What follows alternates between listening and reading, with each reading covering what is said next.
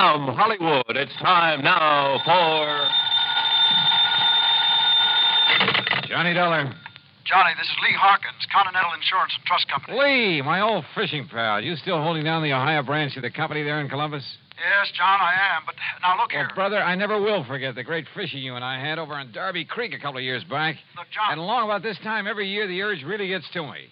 Hey, have the streams cleared up yet from the spring rains? No, quite the contrary. As a matter of fact... How about Little Raccoon Creek down near Jackson? Boy, remember those big channel cats and the bass? Johnny, will you listen to me? Huh? Oh, sure, I'm all ears. The big river has gone on a rampage again.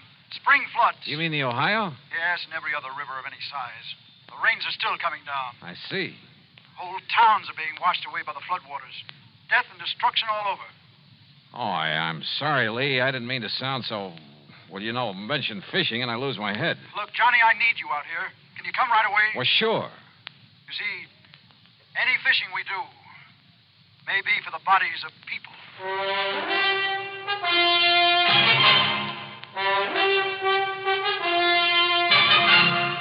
Bob Bailey in the exciting adventures of the man with the action-packed expense account, America's fabulous freelance insurance investigator. Yours truly, Johnny Dollar.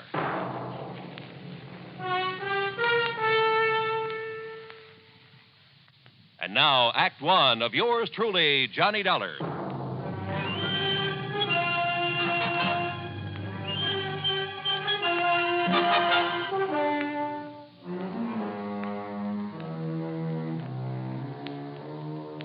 Expense account submitted by Special Investigator Johnny Dollar to the Continental Insurance and Trust Company, Columbus, Ohio office. Following is an account of expenses incurred during my investigation of the Wayward River matter. Expense account item 1, $43.50, transportation to New York on a flagship to Columbus, Ohio. It was 5:30 p.m. and raining hard when the big four-engine plane set down gently at Port Columbus Airport some 7 miles out of town. My plan was to go into the Fort Hayes Hotel and call Lee Harkins from there. So after picking up my luggage, I headed for the door in a taxi stand. But Lee, it seems, had other ideas. Here, let me help you with your bags. It's all right, son. I'm just looking for a taxi to... Lee! My car's right out here, Johnny. The sooner we get started, the better. Here now, right through this door. Yeah, well, wait. The sooner we get started, where? Where are we going? To the town of Carteret, about 100 miles or so south. Now, come on, if you don't want to get soaked. Oh, hey! Come on! What you... Oh, whatever you say. Come on now, hop in. Oh, brother. Phew. Why didn't you tell me to bring a raincoat? Why don't you read the papers? Been raining like this for long? Off and on for 3 or 4 weeks. We may have a mean ride ahead of us. Well, what's it all about, Lee? Well, the floods along the Ohio have been pretty severe this year, Johnny. They've been somewhat later than usual. Yeah, that much I did read about. Half a dozen of the big cities have been taking a real beating, in spite of all their preparations for the big runoff. I know. It's been through all over the country. Well, what you don't read about in the headlines, though, is the little places, like Carteret. It's my old hometown, Johnny. I've sold a lot of policies there, particularly to the local shopkeepers, you know, on their stocks and merchandise. So there's been a lot of flood damage, and your company's having to pay up a lot of claims. No, not yet. So far, the town's been lucky. Most of the recent bad storms have been across the state line, up in Pennsylvania or over in West Virginia. Same was true last year and the year before.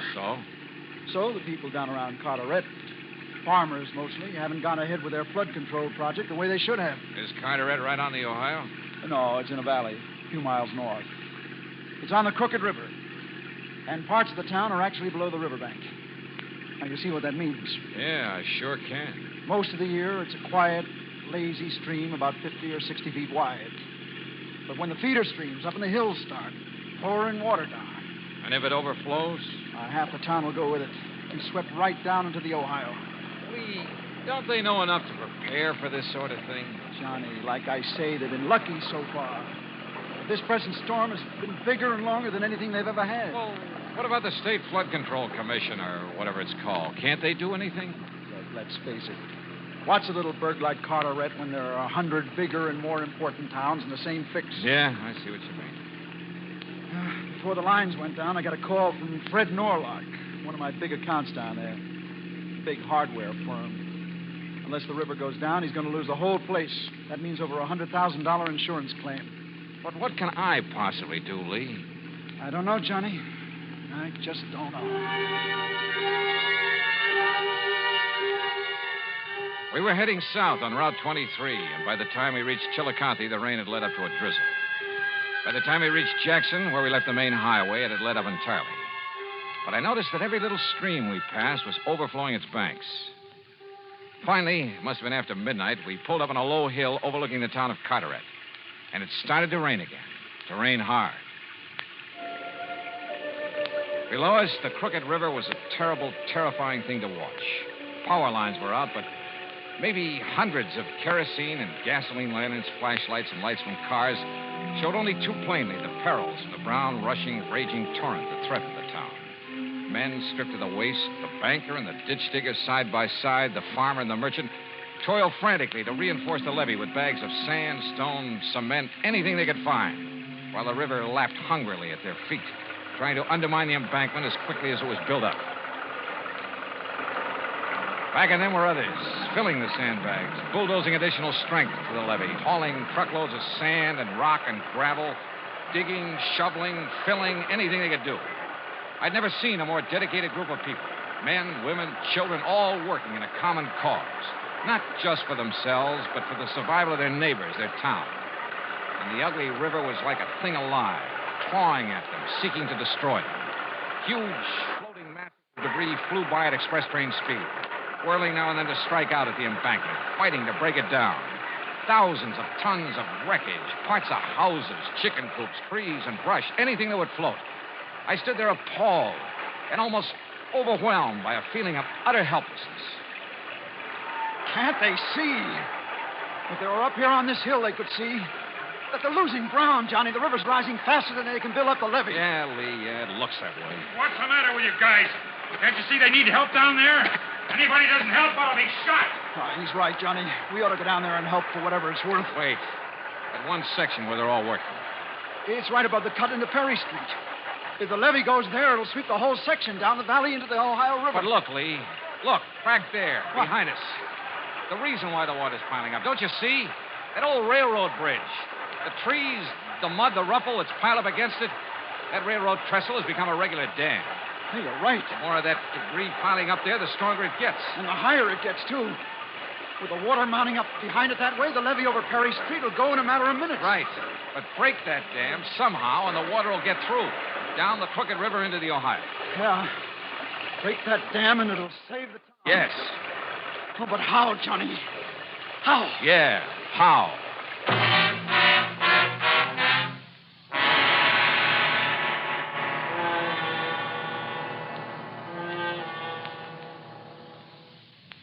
Act two of yours truly, Johnny Dollar, in a moment.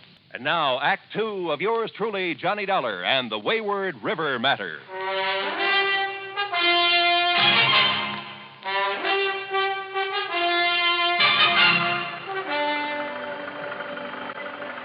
From our vantage point on the hill above the little town of Carteret, we could see why the crooked river was rising so fast, threatening to engulf the town. You're right, Johnny. The debris against the old railroad trestle has made a dam. And somehow we've got to break that dam. But how? Lee, Yeah? any stores down there, any of them carry dynamite? Yeah. Down there on Perry Street. Norlock Supply Company. Then come on. Norlock's one of my biggest clients. If the levee breaks, his place will take the brunt of the flood. There. You see down there? He has men putting sandbags around it. They won't mean a thing if the levee goes. Why doesn't he send those men back on up to the river's edge where they can do some good? Johnny, he's the only man in town looking after his personal property. The only one selfish enough to... Say, listen, he's also the man who's always opposed doing something about this river. Save your breath, Lee. We've got to get down there and get some dynamite. The groups we passed, still vainly trying to chink up holes in the levee, all but spat on us as we passed. Because we weren't working with them, trying to save their town from the raging crooked river, or so they thought. Finally, we slogged our way to the Norlock Supply Company on Berry Street. More sand. Faster. Fill those bags and get them around my place. The levee goes, it'll all come down here. More sandbags, more. You're crazy, Mr. Norlock. You're wasting your time. What? Mr. Harkins.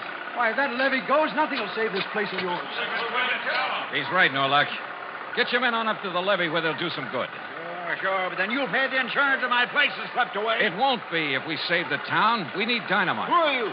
Oh, this is Johnny Dollar. Insurance investigator? What are you doing here? Look, there's no time to stand around and talk. We need dynamite, a lot of it. What for? Well, the wreckage from up the river. It's jammed against the old railroad trestle south of town. And it's made a regular dam. That's what's backing up the water. I know, I've seen. You gonna blow that up? That's right. Now, where's the dynamite? Anybody go out on that trestle with the pressure of the river against it, he's crazy. Any part of that goes, he'll go with it, he'll be killed. He's right, mister. Be suicide to go up there. Come on, let's have the dynamite. And you men, Yeah. get up above where you can help. Now you wait a Load minute. that truck with all the bags you can, but get up there fast. If it's but my place here, what about my soul? Norlock, where's that dynamite? I won't give it to you. Oh, listen, Mr. Norlock. I refuse. It'd be suicide for you to go out on that railroad trestle. But if we don't, the whole town will go. And I tell you, Mr. Dollar, are you threatening to shoot me? Put that away. Oh, Johnny, wait. Let me handle this, Lee. You're crazy, Dollar. Put that gun away. All right, Norlock, it's up to you. What do you mean? Unless you give us the dynamite, I'll blast the lock off this place of yours and get it myself. Well? All right. All right. In here. But I tell you, you're mad. Oh, was Norlock mad? A victim of the panic that all too often seizes a man when the going gets tough. But he did give us the dynamite. Then, with two of his workmen, Lee Harkins and I trudged through the mud and the night loaded with cases of dynamite back to the old railroad trestle. And when we got there, I wondered if maybe Norlock wasn't right after all. If it wouldn't be suicide to go out on it. The pileup of debris against it was huge. And back of it, the deadly brown water swirled and eddied, throwing telegraph poles, railroad ties, huge trees pounding against it, battering at the old framework of the trestle. If only they'd strike hard enough to break it down, break the dam. Perhaps they would. By that time, the town of Carteret would be lost. Yes, somebody had to do this job, and it looked like I'd elected myself.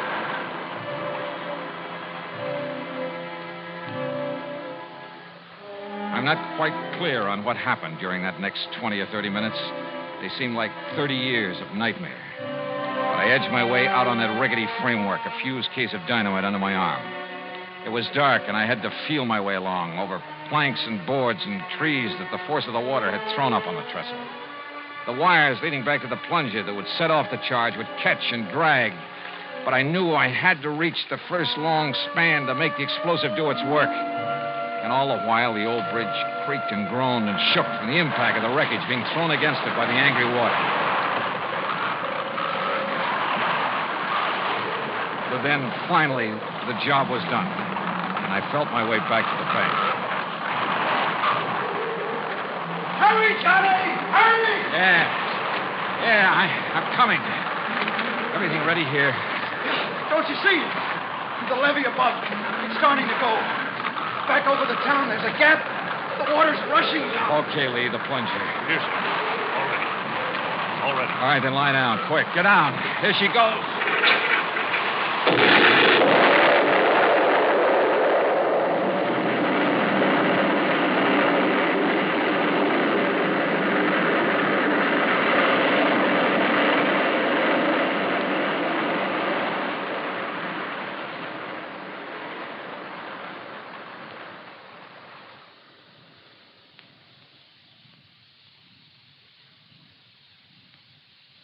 Act 3 of yours truly, Johnny Dollar, in a moment.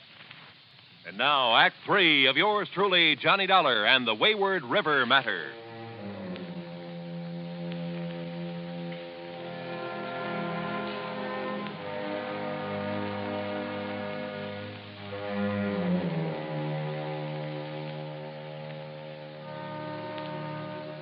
The charge of dynamite on the old railroad bridge had broken the dam that the angry river had thrown up against it. Had released the little town from the threat of being washed down the valley into the Ohio River.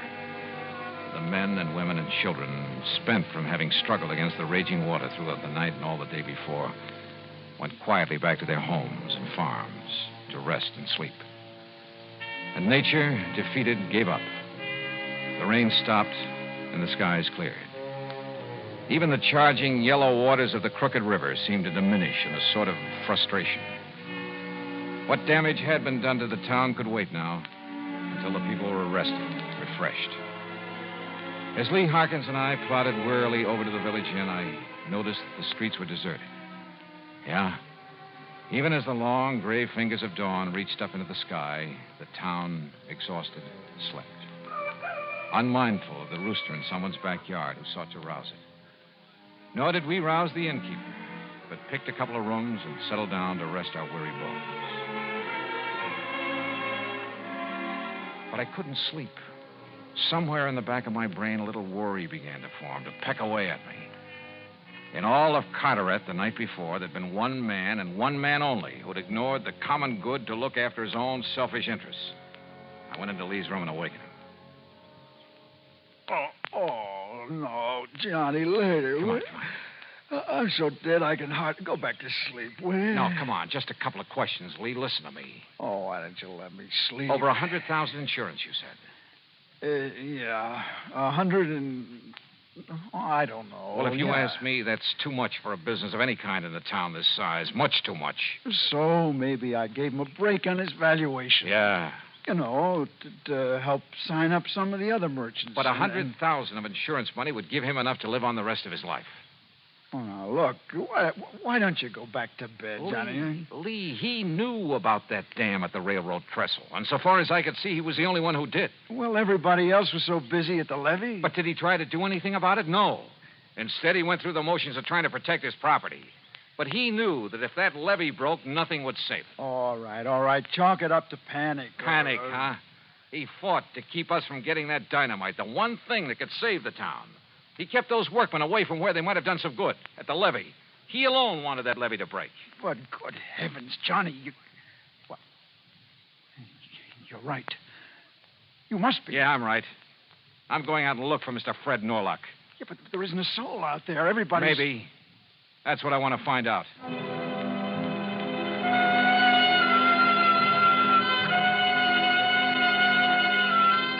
I found Fred Norlock, alone. Up on the inner bank, the riverside of the levee, where anyone down below couldn't see him. And he was working with a shovel, a crowbar. Beside him was a pile of dynamite. I'd given him that idea. All right, Norlock, lay down that shovel. All right. The river didn't do it the way you planned last night, did it? Maybe not. Because of you, but you're not going to stop me now. Well, now put that thing down. I'll kill you, Dollar, if you come any closer.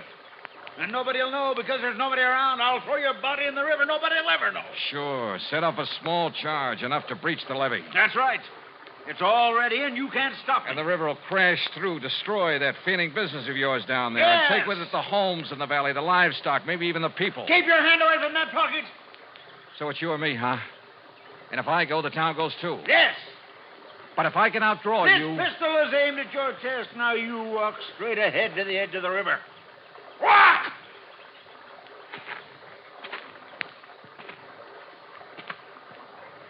Johnny! What? Now! No! Oh, yes!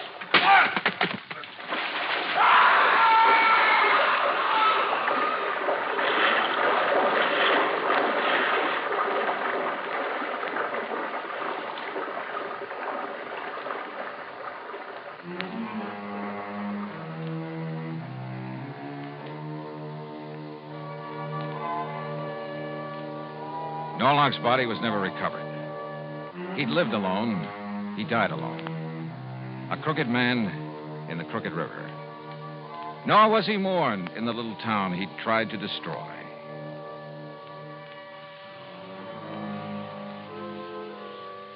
Expense account total, including transportation back to Hartford, $100 even. Yours truly, Johnny Dollar.